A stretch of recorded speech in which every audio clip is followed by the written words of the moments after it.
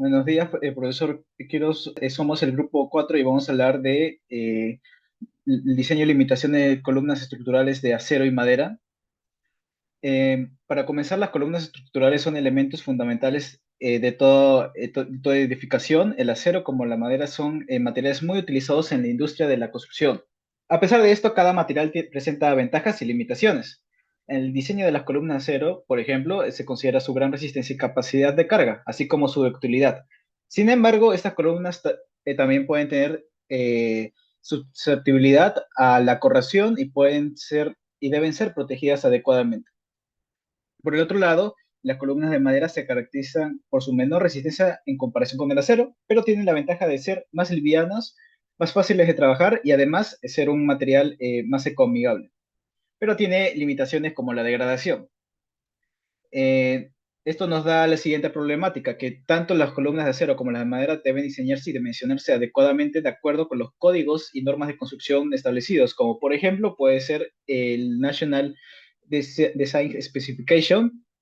Y bueno, estas normas definen los límites de la carga, las restricciones de diseño y las prácticas de seguridad que deben seguirse para garantizar la integridad estructural y la seguridad de las edificaciones. Por lo que nos preguntamos, ¿qué criterios de diseño de columnas de acero y madera son necesarios para su buen funcionamiento y cuáles son las limitaciones que presentan? Debido a esto nos planteamos el objetivo general, el cual es determinar el criterio de diseño de las columnas estructurales de acero y madera, y los objetivos específicos, que son analizar las propiedades mecánicas de estos materiales y analizar las limitaciones que el diseño estructural de las columnas de estos materiales presentan. Ahora les pasaré con la metodología. Bien, con respecto a la metodología, la presente investigación es de tipo descriptiva, en la cual se usarán diferentes bases de datos como lo es Scopus y ScienceDirect para la recopilación de diversas fuentes como artículos científicos, libros de análisis estructural y mecánica de materiales, con el fin de obtener información que ayude a alcanzar los objetivos planteados. Por otro lado, se resolverán diversos escenarios propuestos utilizando la información para comprar de manera práctica lo propuesto. Con respecto a las propiedades mecánicas de los materiales, para poder diseñar cualquier elemento estructural es fundamental conocer las propiedades mecánicas del material con el cual este se diseñará. Con respecto al acero, de la investigación de Rossi et al. En el 2013 se recopilaron datos del módulo de elasticidad, el esfuerzo de fluencia y la resistencia a la tracción del acero. Cabe mencionar que este acero es altamente resistente a la corrosión, lo cual lo hace un buen material para utilizar en la construcción. Tal como se puede observar en la tabla 1, el acero presenta un módulo de Young de 195 gigapascales, un esfuerzo de fluencia de 235 megapascales y la resistencia a la tracción se encuentra en el rango entre 200 megapascales y 850 megapascales. Por otro lado, con respecto a la madera, los datos fueron recopilados del trabajo experimental realizado por Lauscorin et al. En el 2016. En dicha investigación se halló el esfuerzo en el límite de proporcionalidad, el módulo de elasticidad y el módulo de ruptura o esfuerzo máximo, entre otras. Sin embargo, para los fines de la presente investigación, solo se consideran las propiedades mencionadas. En el trabajo experimental de Lauscorin et al. 2016, se realizaron dos ensayos basados en las normas ASTM D143, CISO 8. Estos son el ensayo de compresión paralela de la fibra en pequeñas probetas y el ensayo de flexión estática en pequeñas probetas. Bien, después de realizar dichos ensayos, las propiedades que se obtuvieron, por ejemplo, el módulo de elasticidad, dio un resultado de 9.2 gigapascales, el esfuerzo de proporcionalidad 15.9 megapascales y el esfuerzo máximo 24.1 megapascales. A continuación, mi compañero hablará acerca del diseño de columnas de acero. Bueno, en cuanto al diseño de columna de acero, iniciamos con el método de Euler, que nos da que la carga crítica es igual a pi al cuadrado por el módulo de Young por la inercia de la sección sobre el factor de longitud efectiva por la longitud de la columna, todo esto al cuadrado. El factor de longitud efectiva depende del borde de la columna que se tiene, ya sea el empotramiento, ya sea el apoyo simple o el apoyo fijo.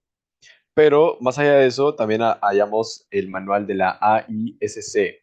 que es el American Institute of Steel Construction, que nos da lo siguiente, que primero, antes de realizar cualquier cálculo en cuanto a una columna de acero, debemos hallar el factor lambda sub c. Lambda sub c depende de los factores K por L sobre R por pi, todo esto por la raíz cuadrada del esfuerzo de fluencia sobre el módulo de Young.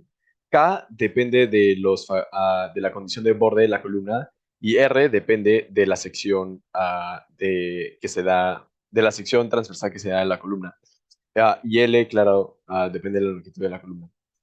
Una vez que se obtiene el valor de lambda sub c, pues lo tenemos que comparar con el valor de 1.5.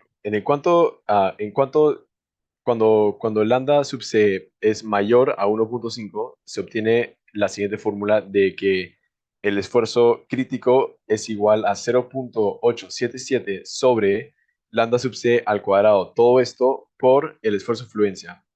Pero si lambda sub c es menor o igual a 1.5, se obtiene la fórmula se sigue la fórmula de que el esfuerzo crítico es igual a 0.658 elevado a lambda sub c elevado al cuadrado, todo esto por el esfuerzo de fluencia. Una vez que obtenemos el valor del esfuerzo crítico, pues tenemos que hallar el valor de la carga P sub n. La carga P sub n se halla a través de multiplicar el esfuerzo crítico por el área bruta. Y el área bruta se tiene como dato dependiendo de la sección que se tiene de la columna. Una vez que tienes el factor P sub n, pues este se multiplica por el factor de compresión del miembro, que se representa a través de phi sub c, y este factor usualmente es 0.85. Multiplicas multiplicas el factor de compresión por P sub n y así hallas la resistencia de la columna. Seguimos con el diseño de columnas de madera. Bien, ahora con el diseño de columnas de madera, primero tenemos que señalar que este ha sido apoyado del Manual de Diseño para Maderas del Grupo Andino y de la tesis realizada por Ingrid Celada, denominada La elaboración de tablas para el diseño de columnas de madera. Muy bien, una vez entendido esto, tenemos que señalar que el diseño de columnas de madera se va a dividir en 6 pasos. El primer paso consiste en definir las bases del cálculo y el cuales son definir primero el grupo estructural de la madera que se va a utilizar. Estos son entre A, B y C, de acuerdo a lo que se va a emplear. Después seguimos con las condiciones de apoyo y el factor de longitud efectiva. La longitud efectiva, como ya mencionó mi compañero anterior, es la longitud no arriostada por el valor K. Y esta se puede ver en la imagen 1 de la parte de diseño de columna de acero, como ya así he mencionado. Después de ello, seguimos con el cálculo de los esfuerzos admisibles y el valor del módulo elástico. Para los esfuerzos admisibles, el manual de diseño de maderas del Grupo Andino nos presenta la siguiente tabla 3, en el que indican la compresión, la tracción y la flexión para los distintos grupos estructurales de la madera que hay. Después, en la tabla número 4, tenemos lo mismo que parecía la tabla número 3, pero esta vez con los módulos de elasticidad para cada grupo de madera. En el paso número 3 tenemos que asumir una escuadría. En este caso, lo más recomendable para el diseño de columnas de madera es considerar una sección transversal cuadrática, ya que así, al momento de hallar los momentos de inercia y la esbeltez, va a ser solo una vez, porque tanto el A por el B, el A y el B son de igual longitud. En cambio, si la sección fuera rectangular, tendríamos que calcular 2 veces el momento de inercia y el factor de esbeltez. Como paso número 4 tenemos ya calcular la esbeltez y el factor CQ. En cuanto a la esbeltez, como se observa, la fórmula está dada por lambda es igual a longitud efectiva entre la dimensión menor de la sección transversal. Y en cuanto al factor CK, este está ya organizado en la tabla número 5, que se observa, en la que están los valores tanto para el grupo A, B y C, para las columnas y los entramados de pie. Ya como quinto paso tenemos el cálculo de la carga admisible. En este caso va a ser para una columna larga, ya que es la columna más usada para el diseño de madera en construcción. Y esta está dada por igual a 0.329 por el módulo de elasticidad por el área entre la esbeltez al cuadrado. Como penúltimo paso tenemos el cálculo de la carga crítica de Euler, que como ya explicó mi compañero en el diseño de columna de acero, sería igual a pi por el módulo de elasticidad por la inercia entre la longitud al cuadrado. Todos estos datos han debido ser hallados previamente. Y por último paso tenemos el cálculo del factor de la amplificación, que está dado por el valor Cm entre 1 menos la carga axial sobre la carga crítica. El factor Cm es igual al 0.6 más 0.4 momento de 1b entre el momento de 2b. Estos momentos son de acuerdo a la sección, a los lados de la sección transversal, tanto para X como para Y. A continuación, los resultados. Bueno, en cuanto a los resultados, pues hayamos dos ejercicios resueltos de los artículos que hemos recopilado. Uno que es en cuanto a columnas de acero y otro que es en cuanto a columnas de madera.